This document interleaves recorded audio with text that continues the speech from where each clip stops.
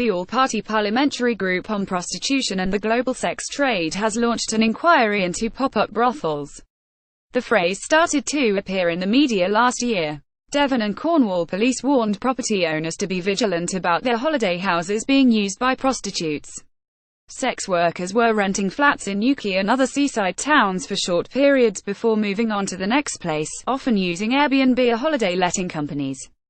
To sex workers, this wasn't news. If you don't want to work outdoors, you have to be inventive. A brothel is legally defined as a premises used by more than one woman for purposes of prostitution, regardless of whether there is a manager involved. It isn't illegal for a woman to sell sex at a brothel, but keeping a brothel is against the law, as is letting premises for use as one.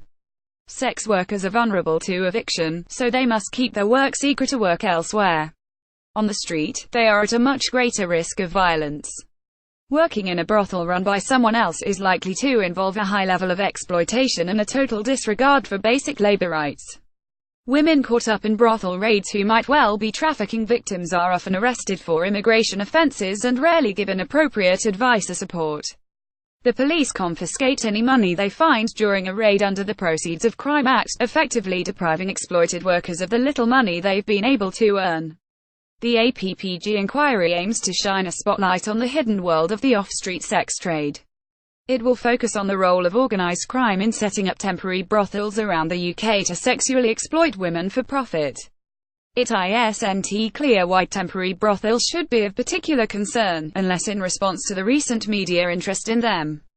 Is the purpose to help vulnerable women, or the hapless owners of second homes, unwittingly renting out their holiday houses to sex workers? There doesn't seem to be much nuance in the discussion of the reasons women end up working for exploitative third parties. No mention of austerity, draconian immigration laws, or the impact of criminalization on sex workers' ability to work safely. Most members of the APPG support further criminalization along the lines of the Nordic model.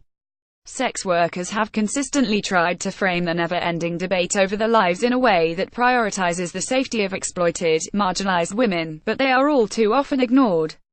The APPG's terms of consultation are formal and academic. If there are any annexes or appendices, these should be included in the same document. Who does the committee expect to respond to it? The media frenzy around pop-up brothels is a moral panic reminiscent of the days when people were encouraged to report their neighbors to the authorities if they suspected them of being gay.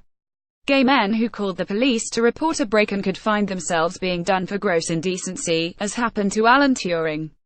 Sex workers are similarly deterred from reporting violence or exploitation, when the most likely result of their coming forward would be the closure of their workplace, and possible deportation. The police say they want to help vulnerable women, but when the options are street work, deportation, or a life spent under the radar trying to avoid immigration authorities, it isn't hard to see why many sex workers are disappointed with the inquiry and the absence of nuance in the media discussion around it.